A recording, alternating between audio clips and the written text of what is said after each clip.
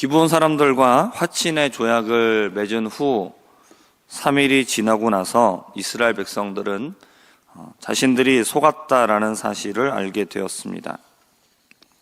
이들의 말처럼 이들은 멀리 떨어진 곳에 사는 민족이 아니라 바로 옆에 살고 있는 기브온, 그비라, 브에롯과 기럇 여아림에 살고 있는 사람들이었습니다.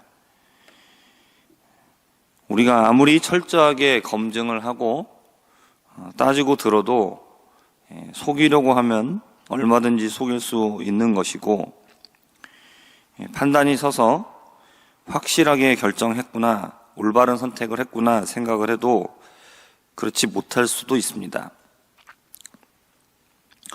여호와를 의지하지 않고 자신들의 지혜와 판단을 신뢰한 여호수아와 장로들의 판단이 잘못되었다라는 것을 알기까지는 그리 오랜 시간이 걸리지 않았습니다. 우리들이 묻지 않는 이유는 무엇입니까? 내가 내린 판단과 결정이 충분하다라고 여기기 때문입니다.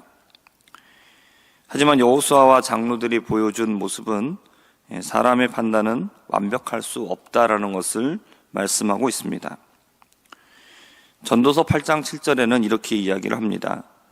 사람이 장래 일을 알지 못하나니 장래 일을 가르칠 자가 누구이랴.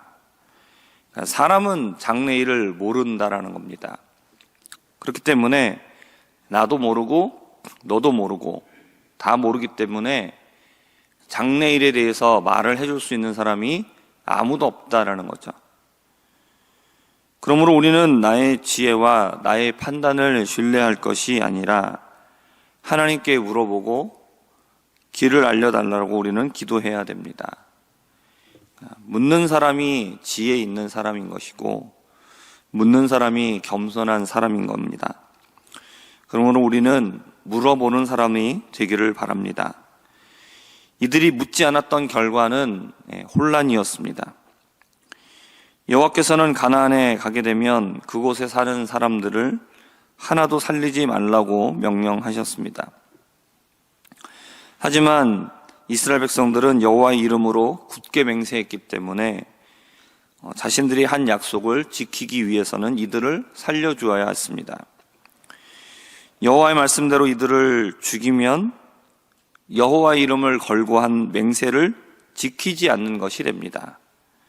그렇기 때문에 이스라엘 백성들의 모습을 보면서 사람들이 뭐라고 말하겠습니까? 저들이 믿는 신은 그냥 마음대로 상황에 따라서 변덕장이처럼 그렇게 결정하는 신이구나, 신실하지 못하구나 라고 얘기를 할 겁니다. 반대로 여호와 이름을 걸고 맹세를 지키게 되면 여호와께서 명령하신 것을 어기는 것이 되는 거죠. 이 상황에서 어떻게 하는 것이 좋은 결정이 되겠느냐라는 겁니다. 백성들은 여호수아와 장로들의 맹세 때문에 이들을 칠 수 없었기 때문에 지도자들을 원망했습니다. 지도자들은 자신들이 여호와의 이름까지 걸고 맹세했기 때문에 약속을 지키지 않으면 진노가 임할 수 있다, 이것을 생각하면서 이들을 살리겠다라고 결정을 내리게 됩니다. 다만 이들을 살려주기는 하되 이스라엘 백성들을 속여서 맺은 조약이기 때문에 이들을 자유민이 되게 해서 이스라엘 가운데 거하게 하는 것이 아니라 이들이 종이 되어서 하나님의 집을 위해 나무를 패며 물을 깃는 사람이 되도록 했습니다. 기브온 사람들은 여호수아의 말을 받아들이고 기꺼이 그렇게 하겠다라고 수락을 합니다. 결론적으로 기브온 사람들은 목숨을 건지게 되었습니다. 그리고 여호수아의 말대로 성막에서 제단을 위해서 나무를 패고 물을 깃는 사람으로 살게 되었습니다. 기브온 사람들이 목숨을 건지게 된 것은 결국은 이들을 용납하신 하나님 때문이었습니다. 아무리 여호수아와 장로들이 이들을 살려야 되겠다 이렇게 결정을 해도 허락하시지 않으면 이루어질 수 없는 일입니다. 기브온 사람들의 모습은 가나안 다른 민족들과는 달랐습니다. 다른 민족들은 살기 위해서 어떤 결정을 내리느냐? 이스라엘 사람들과 전쟁하겠다라는 것을 택했습니다. 하지만 기본 사람들은 싸우지 않고 여호와 하나님의 품 안으로 어떻게 해서든 들어서려고 했습니다. 예수님께서는 천국은 침노하는 자가 빼앗는 것이다 라고 말씀하셨습니다. 침노라는 것은 침략하는 겁니다. 다른 나라를 침략해서 빼앗기 위해서 침략하죠. 기브온은 어떻게 해서든 생명을 구하기 위해서 이스라엘 백성들 안으로 비집고 들어온 것입니다. 그러니까 침노한 겁니다.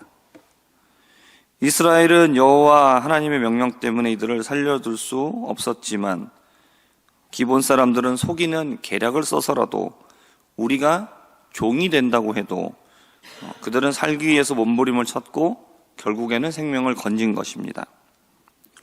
천국은 기본 사람들과 같이 달려들어야만 얻을 수 있는 겁니다. 많은 사람들은 그냥 저 예수 믿습니다 이렇게 말만 하면 손쉽게 얻을 수 있는 것이 천국이다라고 생각을 하는 것 같습니다. 천국에 들어가는 것은 치열한 싸움을 해야만 들어갈 수 있습니다. 천국에 대한 아무런 감동도 없고 귀한 줄도 모르고 그냥 주신다고 하니까 그냥 박죠. 이런 식의 태도를 가지면 그 사람은 절대로 들어갈 수 없습니다. 천국에 들어가지 못하면 나는 영원한 지옥의 형벌을 받을 수밖에 없다는 사실을 알고 그것 때문에 몸부림을 치고 어떻게 해서든지 살려만 달라는 심정으로 매달려야만 들어갈 수 있는 곳이 천국입니다. 우리에게는 기본 사람들이 가졌던 이 절박한 마음이 있어야 합니다. 대충 믿고 대충 교회 다니고 그리고 직분 받았으면 천국에 들어갈 거라는 착각은 애초부터 버려야 됩니다. 죽기 아니면 살기라는 마음을 가지고 천국에 들어가기를 힘써야 합니다. 기본 사람들은 침노하는 사람의 마음을 가지고 매달렸습니다. 그리고 하나님께서는 이들을 살려주셨습니다. 이들의 원래의 형편은 어땠습니까? 반드시 멸망을 당해야 되는 사람들이었습니다. 그러나 이들이 살기 위해서 매달릴 때 하나님은 이들을 받아주셨습니다. 하나님의 구원은 그 가치를 알지 못하는 사람들에게도 막 뿌려주시는 그런 선물이 아닙니다. 구원의 가치를 깨닫고 그것을 얻기 위해서 간절하게 사모하는 사람들에게 주시는 귀한 선물입니다. 하나님께서 주시는 구원의 선물, 이것이 얼마나 귀중한 것인지를 깨닫고 천국에 들어갈 수 있도록 이 기본 사람들처럼 정말 목숨 걸고 천국에 들어가기를 힘쓰며 살아갈 수 있는 우리 모두가 되기를 주님의 이름으로 부탁드립니다. 기도하겠습니다.